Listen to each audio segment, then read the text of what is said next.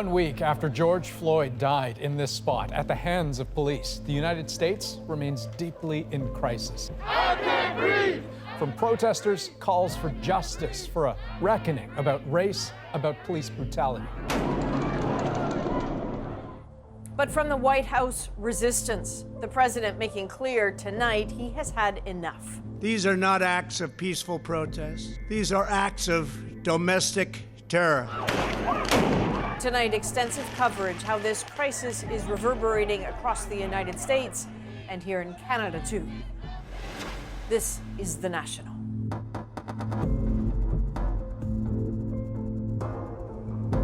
Good evening, I'm Adrienne Arsenault. I'm Andrew Chang. From the U.S. president tonight, a threat of military force to end the uprising that is burning through that country. After 6 days of protests and chaos sparked by the death of a black man after police kneeled on his neck, first Donald Trump demanded action, and then he took it. Stepping out of the White House tonight, the president announced he would send soldiers to U.S. cities to keep the peace if governors didn't act first. That just minutes before a curfew went into effect in Washington. And right now, for the first time, there's one in New York City, too.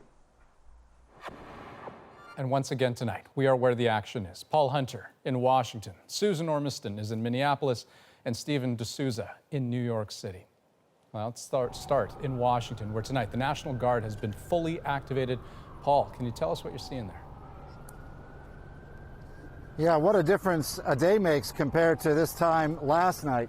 A couple of blocks north of the White House, you got National Guard down the next block, all kinds of Washington Metro police here. I've seen Humvees down the end, I think, of this street and the next street. We've had Black Hawk helicopters flying literally just above rooftop level of these low-rise office buildings, and not a demonstrator in sight, at least not in the vicinity of the White House. They are marching in other streets of the Capitol.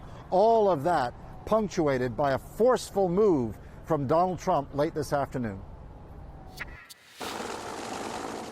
It was a remarkable moment, symbolic defiance to back up what Donald Trump had just announced. The president walking out the front gate of the White House grounds, crossing Pennsylvania Avenue and into Lafayette Park, where last night demonstrators had battled with police and security forces, and where all day today protesters had gathered again to continue their message aimed at Trump to say something, to do something about the death of George Floyd and the racial divide in this country. Trump walked through the park, past giant graffitied walls with messages slamming the president. He walked all the way to a small church across the park, vandalized last night.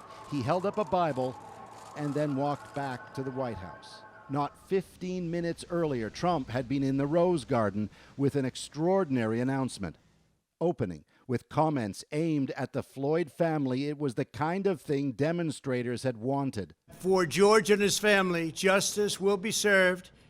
He will not have died in vain. But Trump was only just getting started. He then turned to the demonstrations. He reiterated comments made earlier today to state governors, calling them weak, urging aggression against violent protesters. Today, I have strongly recommended to every governor to deploy the National Guard in sufficient numbers that we dominate the streets. Mayors and governors must establish an overwhelming law enforcement presence. Effectively saying he'll do what it takes if states can't put down the demonstrations on their own, including, he said, calling in the full power of the U.S. military. I am mobilizing all available federal resources, civilian and military, to stop the rioting and looting, to end the destruction and arson, and to protect the rights of law-abiding Americans. It's a stunning thing for any president to say.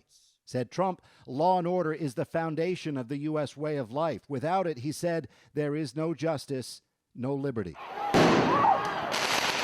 As he spoke, police were moving demonstrators away from the White House area, where Trump would soon walk over to that church, Bible in hand, tear gas lingering in the air. And some strong reaction quickly tonight from the bishop of that church, Andrew. I'm going to quote, I don't want President Trump speaking for the church. I am outraged.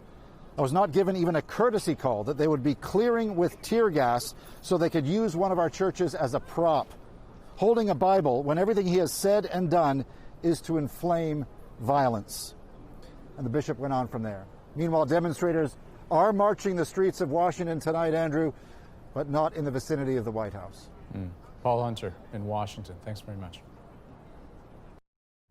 So let's turn now to the original flashpoint of these protests, Minneapolis, and Susan Ormiston with the latest tonight. Adrian, 1 week ago today, George Floyd died right here outside Cup Foods. And as you can see, this has turned into a large gathering, a memorial. For a week, people have been coming here to gather. There's circles of prayers, of flowers, of messages, of speeches. This is where they've come, and at least now the tension seems to have been pulled out of this corner of Minneapolis finally after a week of violence and destruction. And today all eyes were on here because a member of the Floyd family came from Houston here for the very first time. George Floyd's name has ignited a country, but to Terrence, he was just a brother. Hold on. Grieving, he arrived at the place Floyd was arrested 1 week ago with a message from the family. In every case of police brutality, the same thing has been happening. Y'all protest, y'all destroy stuff. What are y'all doing? Y'all doing nothing. Urging people in the name of his brother to stop. Keep my brother's name ringing. He couldn't breathe. The Floyd family's independent autopsy has concluded he died of asphyxiation due to sustained neck and back pressure. What those officers did there that we see on the video is the cause of his death. And now the medical examiner's office says it was homicide. The one officer so far charged with murder is reportedly on suicide watch. Last evening, more battles with police lined across a highway, protesters testing their resolve. As night fell, police faced off, firing warnings to keep them back, with no repeat of the looting and fires here over the past week.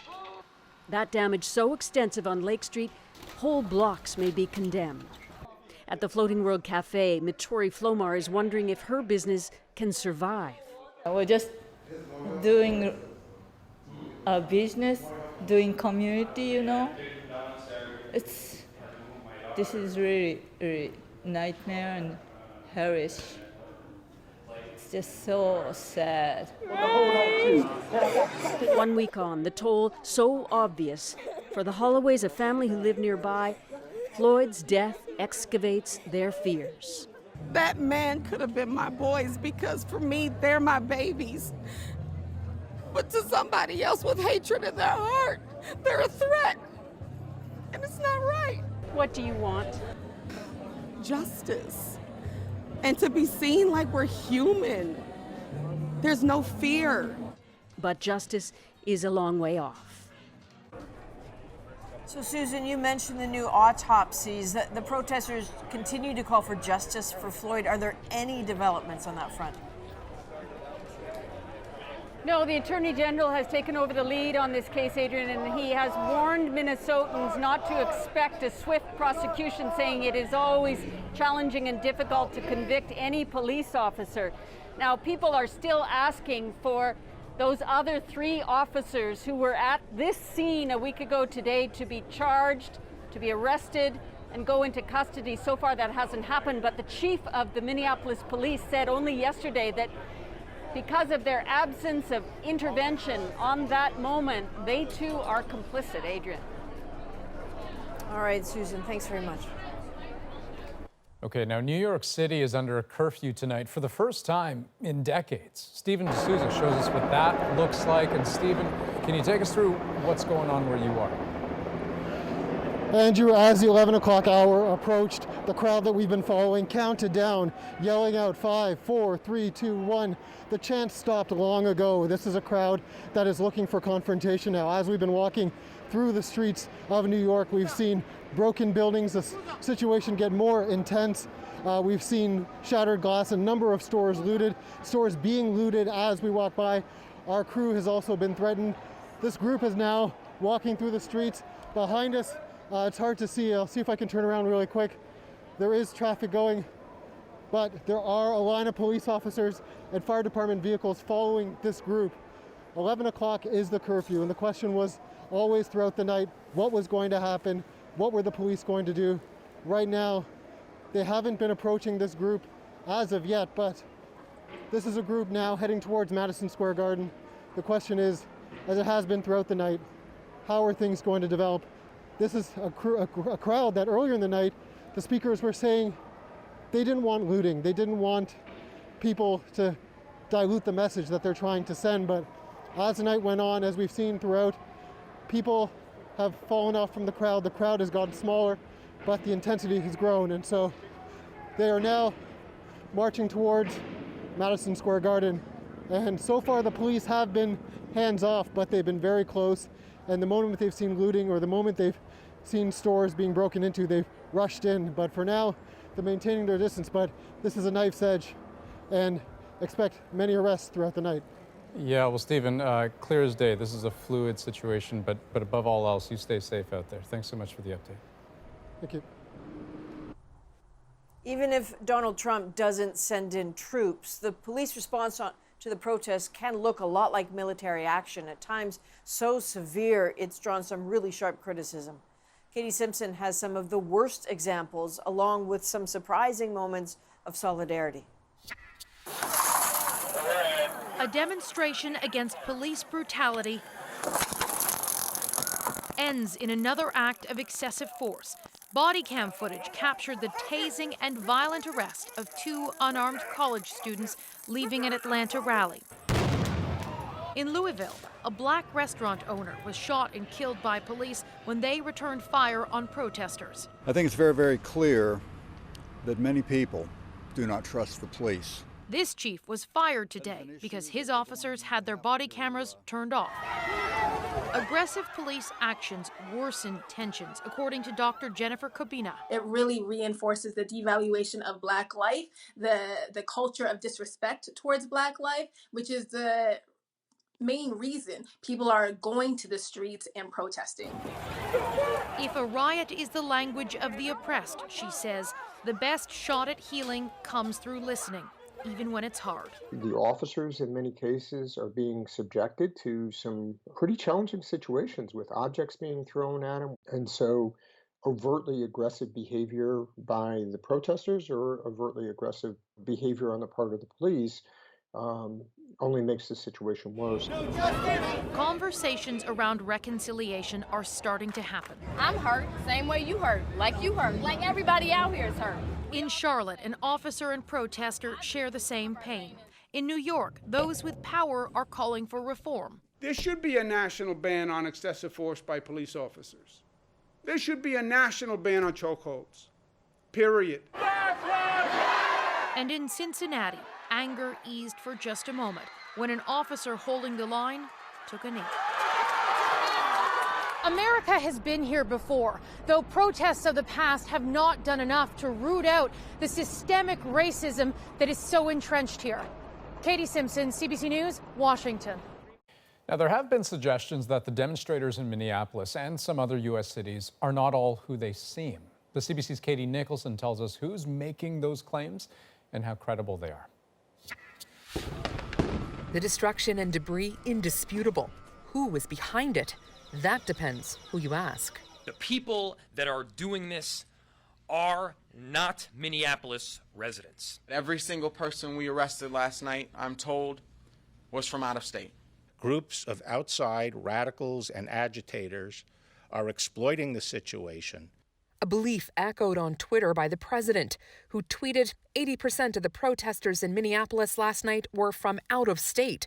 The problem is, according to publicly available arrest records, The vast majority of those taken into custody in Minneapolis over the weekend had local addresses. This isn't the first time officials have suggested outside actors are responsible for protests. You think it's all been due to outsiders? I think it's definitely been due to outsiders. It brings up memories of the civil rights movement when, in a lot of communities, Southern sheriffs and politicians would raise the specter of outside agitators to deflect from the legitimate concerns of local activists. Those who study the history of civil rights say questioning who is in these crowds takes away from what protesters are trying to say. It has a damning effect on the message because ultimately it takes the attention away from the core issue. But there's no denying the anger on these streets is tempting to those with other agendas, be they white supremacists or anti-fascists. Whether that's right-wing accelerationists or left-wing anarchist or Antifa members. So those people are present.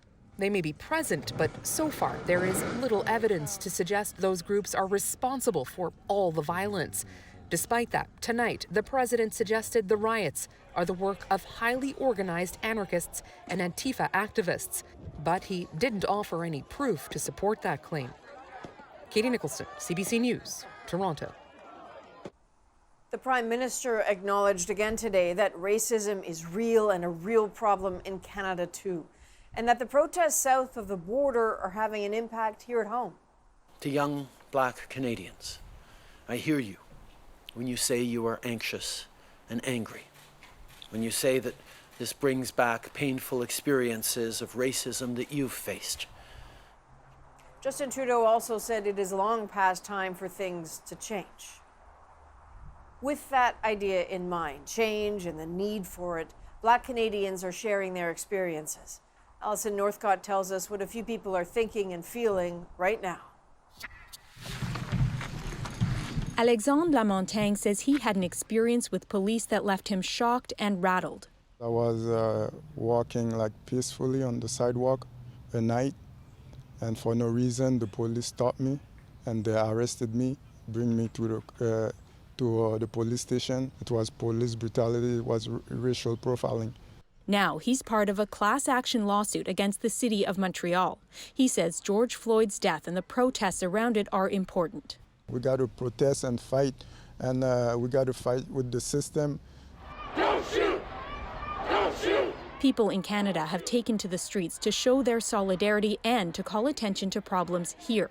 We think that because we're Canadian and we're nice, it doesn't happen here, but it actually does. When you go in the store, you can see the people following around, going to self-checkout, making sure you paid for everything. This author says there's a long history of police violence against Black communities in Canada. Black people are rightfully afraid of the police, don't have access to public space in the same ways that white Canadians do. Is this something that, a country that prides itself on anti-racism should tolerate? And the answer is absolutely not. Ontario's Human Rights Commission found Black people in Toronto are 20 times more likely than white people to be shot and killed by police.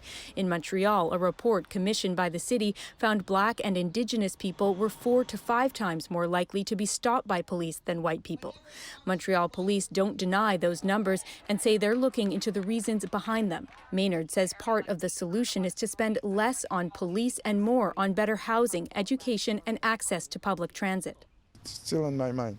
Still troubled by what happened to him, Lamontagne says seeing people take to the streets gives him hope that something will change. Alison Northcott, CBC News, Montreal. Now, public health experts fear the massive protests will set off new outbreaks of COVID-19. But the coronavirus has already hit people of color disproportionately. And as Christine Birak explains, discrimination has been a bigger crisis for much longer than the pandemic.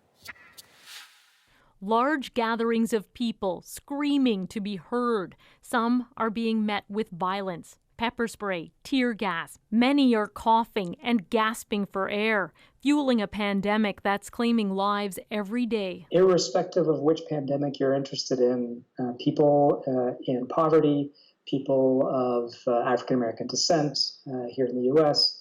Are the people that are going to be hit either way. Researchers found in Chicago alone, Black Americans make up about 30% of the population, but they account for nearly 70% of COVID-19 deaths in that city. How are you feeling today? Doctors say in some Canadian provinces, the numbers are similar. We know in Ontario that nearly 70% of COVID cases have happened in our most ethnically dense and racialized communities. Many doctors insist long before COVID-19 came along, racial discrimination has been a major obstacle for communities of color. It affects how children are treated in school, their success later in the job market, right through to receiving health care. We also know that diagnoses like cancer can often happen later, for example, in skin cancer in Black people, because of the way the medical system teaches clinicians how to pick up cancers like that. ER doctor Tasleem Nimji says protests may bring a wave of COVID-19 patients into her hospital. We don't want to see disease spread, but at the same time, I certainly empathize with the folks that feel the urge to stand up and to speak.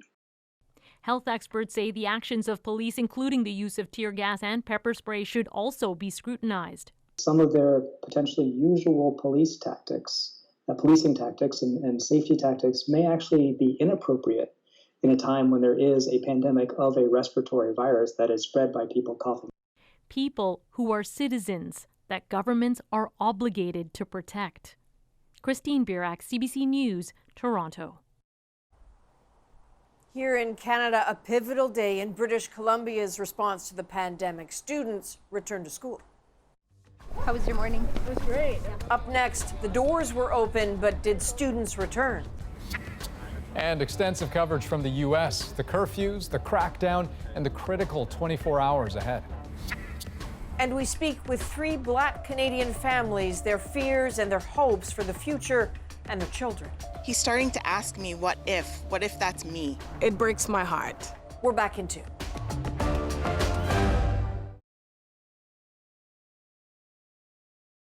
Welcome back. Let's turn now to the other major crisis gripping this country. That's COVID-19. There are now more than 91,000 cases across the country. Quebec saw its lowest increase in cases since March 25th, but in neighboring Ontario, the news is not as good. The province reported just over 400 new cases. More than 80 are linked to outbreaks involving migrant farm workers. And CBC News has learned roughly 700 cases in the Toronto area were not flagged to public health officials. The positive tests date as far back as April, so that means thousands of contacts were not traced, potentially contributing to wider spread in recent weeks. So BC's numbers have been much lower, just 24 new cases over the last 48 hours. And today, for the first time since March, families had the option to send kids back to school. But as Greg Rasmussen shows us, many classrooms were near empty. And then when are you back? With only a few weeks left in the school year, this principal wants to make the most of the days ahead. So what was it like for you coming in this morning? It was exciting, to be honest. I think what we're all looking most forward to is seeing the kids and seeing the staff and those face-to-face interactions. It's about those connections in person that can't be mimicked in any other forum. Inside the school, a maximum of 50% of students are allowed back in the classroom at one time, but many are staying away. In a class that normally would hold 25 or 30, these 2 were the only ones who showed up. I just think a lot of people, especially in our grade, are just kind of it's not worth it because they already have their schedule going at home and they don't need to go back. At another school, this student says he struggled without the structure of the classroom. I did literally nothing online. That's why I'm coming to school, because I'm literally failing. For some families, 1 day a week for the next 4 weeks is too little, too late. Why? You know, if you're not getting any socialization, he's getting the same work at home, doing it, prefers it. None of his friends are going, so it just, there's no upside for it. I probably am going to go back to school next year, but for the rest of the year, if it's just 4 days, why would I? At elementary schools, it's a different schedule, with additional strategies to keep younger ones safe. But they'll be taught by their teachers what it is to play on the playground safely. How do you physical distance on the playground? What does that look like? As for grad 2020, far from normal for these grade 12s. It's sad that the best part of high school we don't get to experience normally, but it will happen and it'll be okay. Yeah. A grad to remember, but not for the usual reasons. Greg Rasmussen, CBC News, Vancouver. The Prime Minister announced today more help is on the way for cities. In response to COVID-19, we will make available $2.2 billion for municipalities in the coming weeks through their yearly federal support with the Gas Tax Fund. To be clear, this isn't new money. This is money they would normally get in 2 installments paid up front. It can be spent on infrastructure projects like improvements to water and road systems, not operating costs. Mayors across the country say they will need a lot more to avoid further staff layoffs, service cuts, and tax hikes. Some other stories we're following tonight on The National. Investigators say a bird strike may have caused the crash of a snowbird jet 2 weeks ago in Kamloops, BC. Video from the crash appears to show a bird very close to the right side air intake during takeoff. The jet was climbing at the time, but turned and took a steep nosedive, ultimately crashing not far from the airport. The accident killed Captain Jen Casey. Now, these findings are only preliminary, with a final report likely still months away. We're not even in any way, shape, or form halfway through the mission yet. We've just docked. 2 NASA astronauts are all business now after taking part in a historic space flight over the weekend. They arrived at the International Space Station on Sunday aboard the first ever commercially made spacecraft. The pair said the ship, owned by SpaceX, was a smoother ride than the space shuttle. Next, we return to our top story, the developments out of the United States tonight. Protests continued after the president vowed a military crackdown. So we'll be right back with a look at what could be a crucial 24 hours ahead. We want to be forgiven and that we want to make a difference from this point on. And later, a moment of forgiveness amidst the protests and the tensions.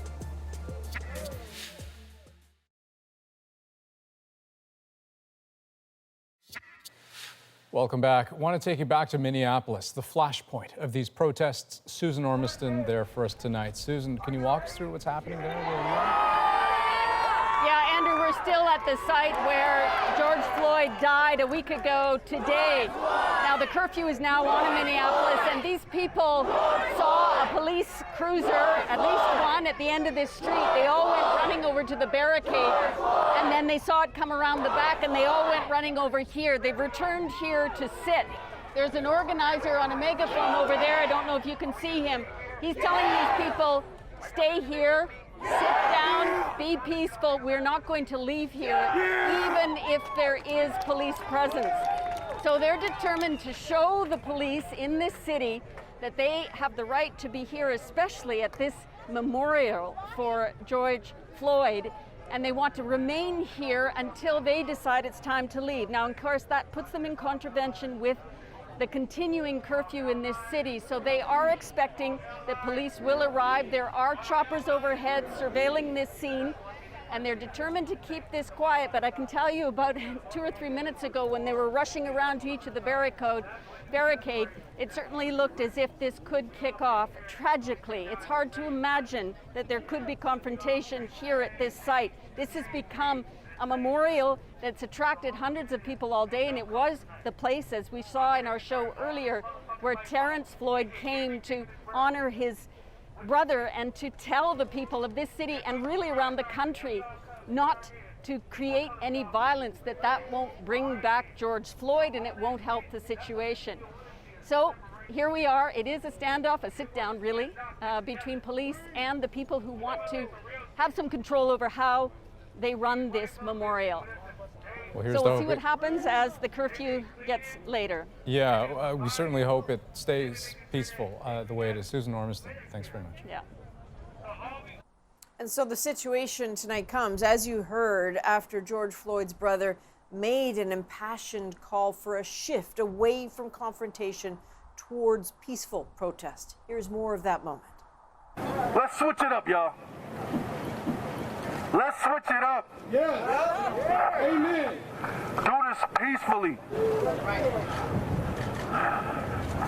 My brother moved here from Houston, and I used to talk to him on the phone. He loved it here. I highly doubt. No, I don't. No. I know.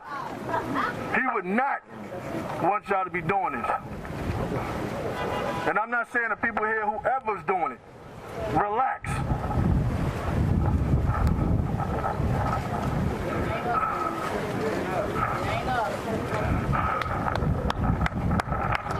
Now,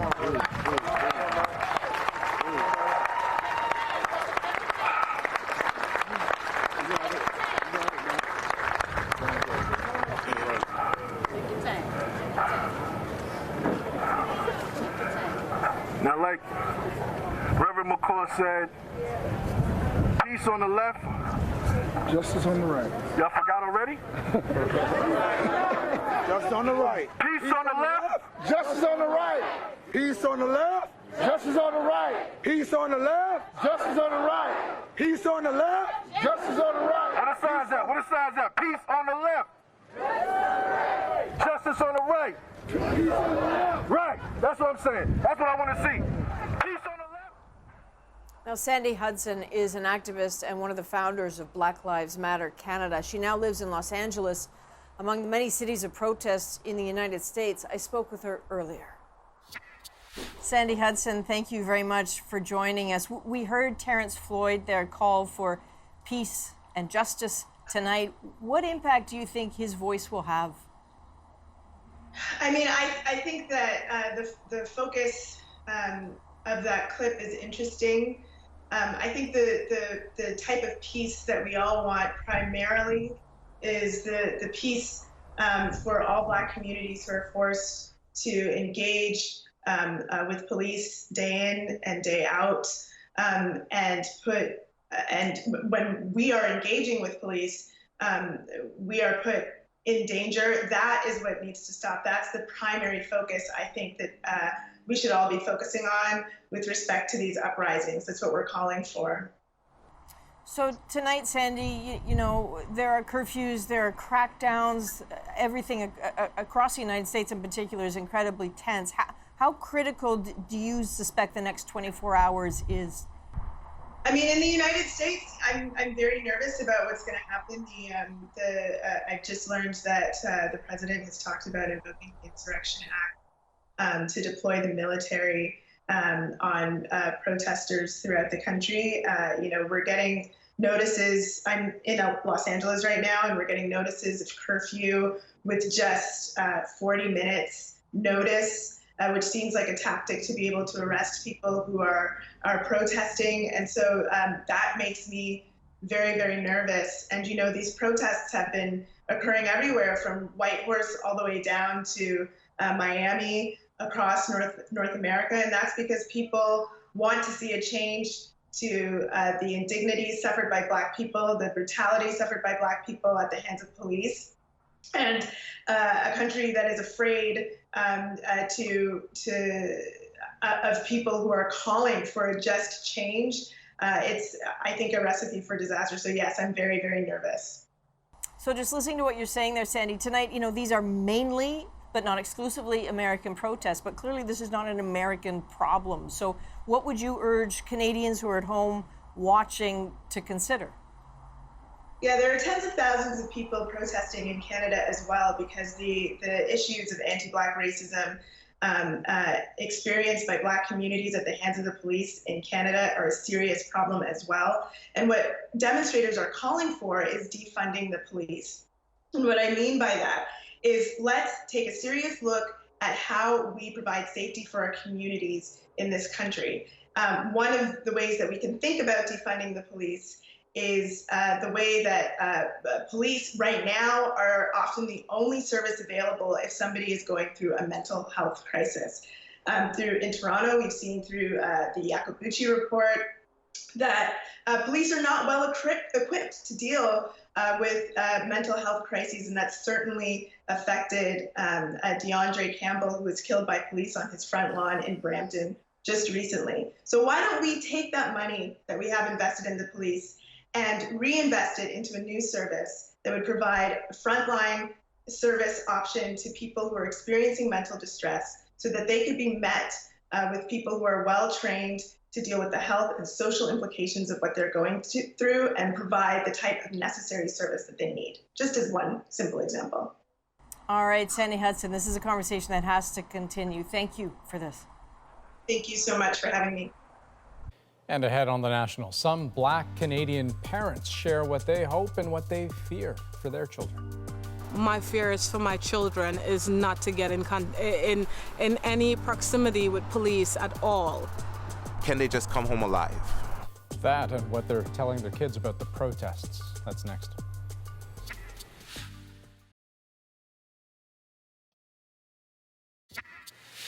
Welcome back. As outrage over the deaths of George Floyd and others boils over in the United States, it is important to remember that anti-Black racism isn't uniquely an American problem. It is a problem in Canada too. And the message from Federal Minister Ahmed Hussen today: we as a society need to talk about it. Anti-Black racism, especially the systemic kind, holds many of our fellow Canadians back, and we need to acknowledge that. We need to deal with it so that we can have those individuals and our community fully participate in Canadian society. We need to create the space for those conversations. We need to hear about the reality of Black youth in our urban centers, for example. The reality that they go through in their interactions with police, the reality that they go through in the job market, in the housing market, things that I have personally experienced. But I think the point is, once we create that space and we have those difficult conversations, then we can move forward. And that will only make Canada an even better country. Now, the video of Floyd being pinned down in Minneapolis, a police officer kneeling on his neck as he struggles to breathe, it is hard to watch. And there are additional layers of trauma for Black Canadians, and maybe in particular parents. We spoke to some for their reaction and their fears. Hi, I'm Candice Massam, and I'm a mother of 5 children. I have 3 boys and 2 girls. When I saw the video of George Floyd's death, it saddened me. It made me lose hope in humanity a bit. My name is Jason Kwame, and I have 3 kids, 2 girls and 1 boy. The past couple days have been an emotional roller coaster. Just trying to make sense of what's happening. I'm at a loss for words. I just feel so much weight on my heart. It's just painful to see another Black life lost and not think to myself, wow, that could have been me. My name is Melanie Carrington. I have one 12-year-old son, and his name is Aiden. I was heartbroken and fearful. This is not new. This is just newsworthy. And it's exhausting. I'm scared. I'm upset. To see my children crying for somebody that they didn't even know and the injustice that's going on, it breaks my heart. It's hard. I don't want to take their innocence away and kind of grow them up too fast. But at the same time, I think they need to be aware of what's happening in the world. My son has seen a lot about what happened, and for the first time as a preteen, he's starting to ask me, what if that's me? And I don't have answers for that, except to say that he's always loved. If anybody were to ever call the police on them, would be my biggest fear, them being shot, being targeted by police. When I was growing up, whenever I'd be leaving to go out with friends, my dad would always say to me, if you get pulled over by the police, make sure to keep your hands on the wheel, respond, yes, officer, thank you, officer, okay, officer, be super polite.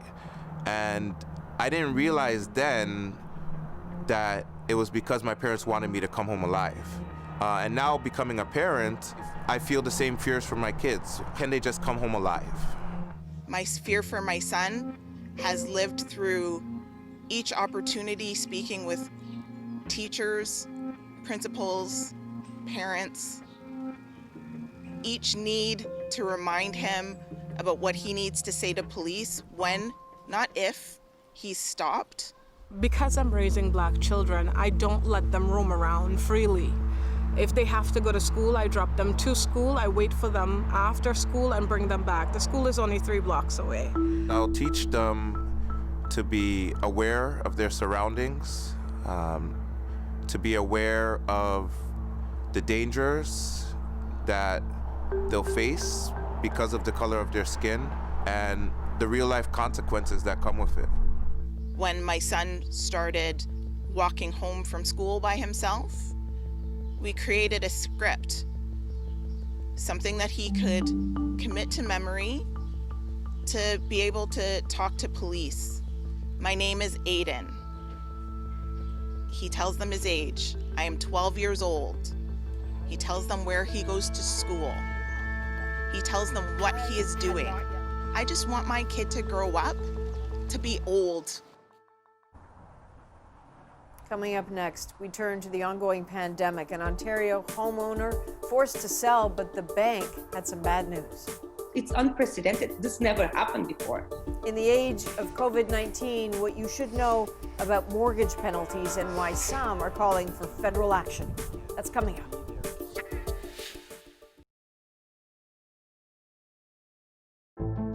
I'm Pia Chattopadhyay. Tomorrow on CBC's daily news podcast Front Burner, a leading figure of the Black Lives Matter movement on some of the concrete steps that could be taken to deal with race-based police violence. Subscribe wherever you get your podcasts. Welcome back. When the pandemic forced an Ontario woman to sell her home, she hoped her bank would show more compassion. But what she got, she says, was just more bad news. Erica Johnson from our Go Public team has the details. It was a dream house, but when the pandemic hit, the owner, a real estate agent, lost all income, couldn't pay the mortgage, and had to sell. That's when Christina Berrybina learned TD Bank was charging her a hefty mortgage penalty for breaking her contract. $29,000 interest rate penalty, prepayment charge penalty. It's insane. If you end a fixed-rate mortgage prematurely, there's a penalty called an IRD, interest rate differential. It's a complicated calculation that banks say is needed to cover their costs of borrowing money to lend. But according to this report, that penalty is often higher than 200% of the actual loss to the banks. It's unprecedented. This never happened before. Why is the banking acting the same way as it was before? Ironically, as the Bank of Canada has lowered interest rates recently, it's had the effect of ultimately increasing penalties for people breaking a fixed-rate mortgage. The Canadian Mortgage and Housing Corporation predicts thousands of homeowners who've deferred their mortgages will face what it calls a debt deferral cliff in the coming months, default on their mortgages, and be stuck with stiff penalties. A mortgage expert says during the pandemic, banks should show some leniency. Ideally, banks would show some compassion and reduce the penalty to a point where, they're covering their costs and no more. Berrybina wants the federal government to tell banks they can't profit in these situations. Go Public asked the Prime Minister if the government would ask the banks to ease up on penalties. There is always more to do, and we're going to make sure that financial partners are part of the solution to making sure Canadians get through this. TD Bank declined an interview request. In a statement, a spokesperson pointed out it offered Berrybina a 6-month mortgage payment deferral and says the bank discussed other options. TD said it's helping customers in other ways, but did not say why the bank wouldn't reduce the penalty. Erica Johnson, CBC News, Vancouver. And next on The National, we return to our top story. Our moment is one of prayer and forgiveness. Next.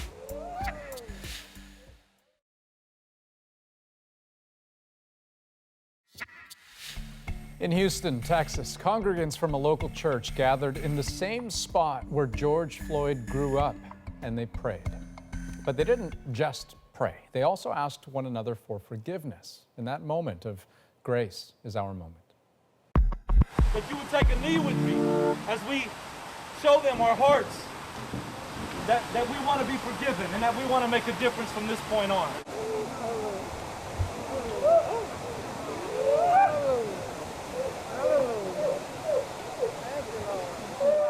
Forgive us for our sins. My brothers and sisters, God, we love them, we care about them. This legacy, we're not rioting, God. We're not shaming anybody. Forgive us for our sins. Johnny, would you speak and receive our forgiveness? Amen.